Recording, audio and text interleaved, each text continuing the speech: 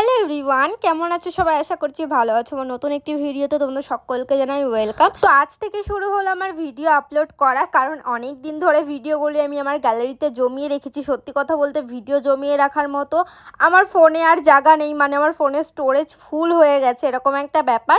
তো যাই হোক, দেখতে দেখতে দেখো দিনটি চলেই এলো। আর আজকে যাচ্ছি আমরা ঘুরতে, যার জন্য সকাল সকাল সবাই মিলে রেডি হয়ে বেরিয়ে পড়েছি, ব্যাগপত্র গুছিয়ে নিয়ে বড় বড় লাগেজ নিয়ে বেরিয়ে পড়েছি।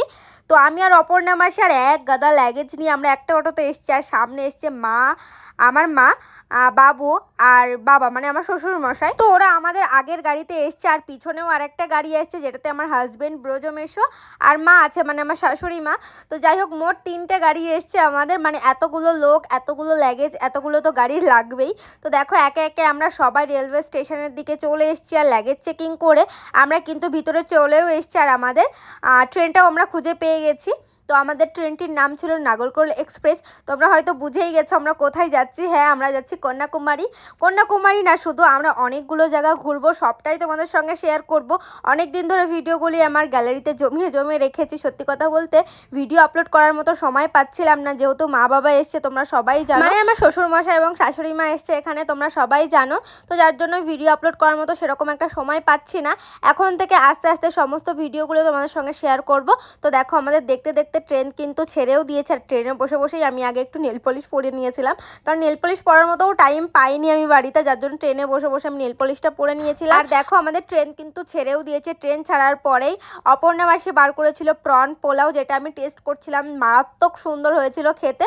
কিন্তু দুঃখের বিষয় আমি আর অপর্ণা মাসি ছাড়া কেউই খেতে পারিনি প্রন পোলাওটা, কারণ সবাই পাকামি করে পরের দিন সকালে খাবো বলে রেখে দিয়েছিল, বাট নষ্ট হয়ে গিয়েছিল জিনিসটা।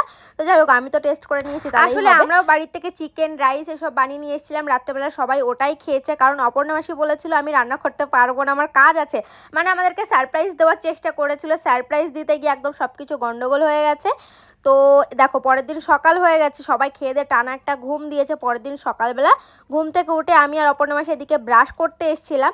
ব্রাশ করতে এসে ভিউটা দেখে জাস্ট আমরা মুগ্ধ হয়ে গেছি, এত সুন্দর ভিউটা ছিল। আমরা সকালবেলায় নামবো, মানে একটু পরেই নামবো, তার জন্য ব্রাশটা সেরে নিচ্ছিলাম। আমরা বিকাল 5টায় ট্রেনে উঠেছিলাম, আর সকাল 7টায় নেমে পড়েছিলাম ট্রেন থেকে।